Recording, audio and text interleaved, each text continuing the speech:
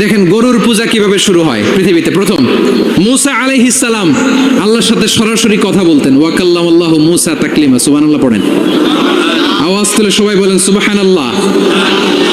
এখন বনি ইসরাইল হচ্ছে পৃথিবীর সবচেয়ে গোয়ার জাতি। তারা বলে মূসা, তুমি যে আল্লাহর সাথে কথা বলো আমরা তো দেখি না, তুমি যে কথা বলো আমরা তো শুনি না, তো কি করতে হবে? বনি ইসরাইল বলে আমাদের মধ্য থেকে 70 জন নিয়ে যাইতে হবে তোর পাহাড়ে। ওরা আয়েশা যদি কয় হয় আমরা শুনছি, তাহলে বিশ্বাস করব। কত বড় ডাকাত দেখছেন বনি ইসরাইল। এদের চেয়ে গোয়ার জাতি নাই। এত গোয়ার তুমি করেছো মুসা আলাইহিস সালামের সাথে। তুমি যে আল্লাহর সাথে কথা বলে আমরা তো দেখি, কি করব? 70 জন আমাদের বন্ধু বান্ধব যে যদি দেখে তারা বললে ওকে আস, 70 জন আস। 70 জন নিয়ে গেল। মুসা আলাইহিস সালাম হারুন আলাইহিস সালামকে খেলাফা দিয়ে গেলেন, আল্লাহ ওনাকে নবী বানালেন। মুসা আলাইহিস সালাম বললেন, হারুন খবরদার বনি ইসরাইলের মধ্যে তাওহীদের বাণী প্রচার করবা, ঐক্য ধরে রাখবা, বিচ্ছিন্ন হতে দিবা না। চলে গেছে। এইদিকে বনি ইসরাইলের এক দুষ্ট লোক ছিল, নাম সামিরি। কি নাম? সামিরি।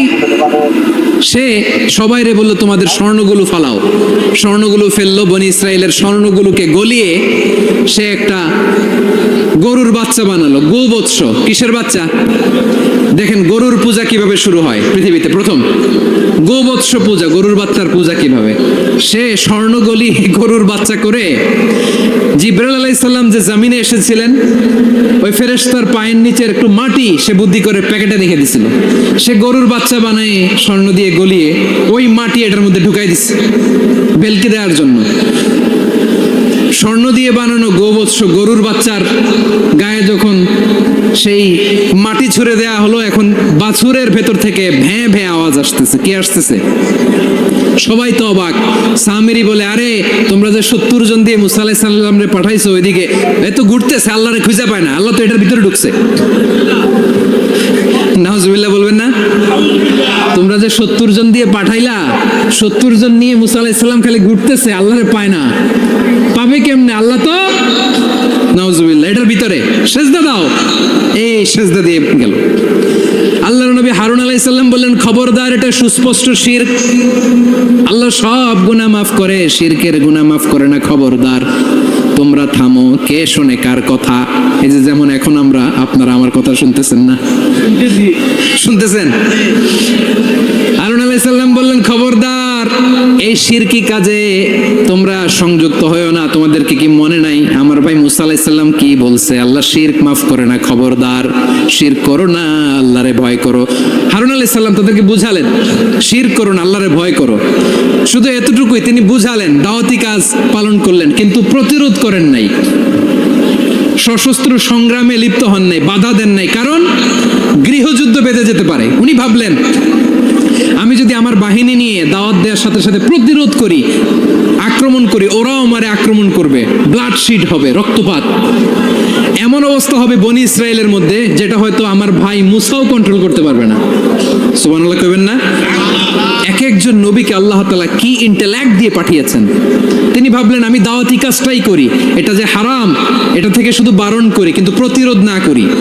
আমি যদি ঐক্য ধরে রাখতে পারি, বাকিটা আমার ভাই সামলে নেবে। সুবহানাল্লাহ। হারুন আলাইহিস সালাম প্রতিরোধ করলেন না। বনি ইসরায়েলের মধ্যে গৃহযুদ্ধ বেঁধে যাওয়ার আশঙ্কায় প্রতিরোধ করলেন না, আক্রমণ করলেন না, শুধু দাওয়াত দিলেন। ইন দা মিন টাইম মুসা আলাইহিস সালাম আল্লাহর সাথে কথা বলে যখন ফিরে আসলেন, দেখলেন বনি ইসরায়েলের অধিকাংশ লোক মুশরিক হয়ে গেছে। মুশরিক হয়ে গেছে। মুসা আলাইহিস সালাম রেগে গেলেন। রেগে প্রথমে বনি ইসরায়েলদেরকে অ্যাটাক না করে ভাইয়ের দাড়ি ধরলেন। হারুন আলাইহিস সালামের দাড়ি আর চুল।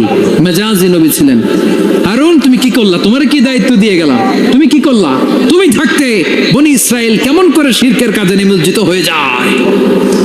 সাইয়েদনা হারুন আলাইহিস সালাম বললেন, ইন্নী, কোরআন সাক্ষী, কোরআন থেকে কোট করছি, ইন্নী খাশিতু আন তাকুলা ফাররাকতা বাইনা বনি ইসরাঈল ওয়া লাম তারকুব কওলি। ও আমার ভাই, আমার দাড়ি ধরবেন না, আমার মারবেন না। আমি আমি ভয় করেছি, আমি ভয় পেয়েছি, না জানি আপনি বলেন তুমি কেন খশিতু আন তাকুলা ফাররাকতা বাইনা বানি ইসরাইল, আপনি এসে আমারে যদি বলেন তুমি কেন ঐক্য ধরে রাখলে না, কেন মারামারি হলো, কেন রক্তপাত হলো, তোমারে কি এই দায়িত্ব আমি দিয়েছিলাম, আমার কথার দিকে কি তুমি ভ্রুক্ষেপ করো নাই? আমি যে বলছি তাওহীদের বাণী প্রচার করবা আর ঐক্য ধরে রাখবা, আমার কথা কি শোনো নাই? আপনি আমারে ধমকাবেন, এই জন্য আমি প্রতিরোধ করি নাই, আক্রমণ করি নাই, গৃহযুদ্ধ আটকানোর জন্য, কিন্তু আমি দাওয়াত দিয়েছি। সুবহানাল্লাহ পড়েন। ঐক্য ধরে রেখেছেন। মুসা আলাইহিস সালাম মুহূর্তেই সামিরীকে আক্রমণ করলেন, অ্যাটাক করলেন, শাস্তি দিলেন। মুহূর্তেই ওই গোবৎস গরুর বাছুরকে ভেঙে চুড়ে মেসাকার করে সাগরের মধ্যে ভাসিয়ে দিলেন। পুরো বনি ইসরায়েলকে আবার তাওহীদের উপর প্রতিষ্ঠিত করলেন। পড়েন সুবহানাল্লাহ। এই ঘটনা থেকে শিক্ষা কি? শিক্ষা হচ্ছে আপনি শিরকের আড্ডাখানা দেখলেও বৃহৎ স্বার্থে তাওহীদের দাওয়াত দিবেন, প্রয়োজনে আপনি ঐক্য নষ্ট করবেন না। সুবহানাল্লাহ পড়বেন না? তাহলে ঐক্যের গুরুত্ব বেশি না কম? বলেন, আওয়াজ করে বলেন। ওয়াতাসিমু বিহাবলিল্লাহি জামিআ, আল্লাহর রশিকে আঁকড়ে ধরো। ওয়ালা তাফাররাকু, তোমরা বিচ্ছিন্ন হয়ো না। পেকুয়ার ভাইরা আওয়াজ করে বলেন তো, আদেশটা কার? এখন বলেন, আমাদের ঐক্যবদ্ধ জীবনের দরকার আছে না নাই? এই যে ডক্টর মোহাম্মদ ইউনূস আমাদের লিডার, উনি যে আমাদেরকে জাতীয় ঐক্যের আহ্বান জানিয়েছে, ওনার আহ্বানে আমাদের সাড়া দেওয়ার দরকার আছে না নাই? রাজনীতিবিদদের যে ডাকছে, খুশি লাগে নাই আপনার? আলেমদের ডাকছে, খুশি লাগে নাই? আলহামদুলিল্লাহ বলবেন না? আলহামদুলিল্লাহ, সবাইকে ডেকেছে, ঐক্যবদ্ধ করেছে। আমরা ঐক্যবদ্ধ থাকতে চাই, আমরা ঐক্যবদ্ধ জীবন চাই, আমরা আর কাদা ছড়াছড়ি করতে চাই না। রাজি আছেন সবাই? এখন আমরা যদি ঐক্য নষ্ট করি, আমাদের কি কি সমস্যা, কি ক্ষতি, কি কুফল? অনৈক্যের কুফল কি? কয়েকটা কুফলের কথা বলে শেষ করবো। প্রিয় ভাইরা, what are the drawbacks and disadvantages of division, social and political division in the society? Disunity. আমরা যদি বিচ্ছিন্ন হই, একে অপরের যদি মারামারি করি, একজন যদি আরেকজনের কাফের ফতোয়া দেয়, আমাদের কি ক্ষতি? শুনবেন? কথা কয় না, শুনবেন? এক নাম্বার ক্ষতি হচ্ছে, আমরা যদি বিচ্ছিন্ন হই, আমাদের শক্তি কমে যাবে, আমাদের পাওয়ার আমরা হারাবো। আমাদের কি হারাবো? পাওয়ার। মনে রাখবেন, যখন আমি একা থাকি তখন আমি ব্যক্তি, যখন আমরা সবাই মিলি তখন আমরা শক্তি।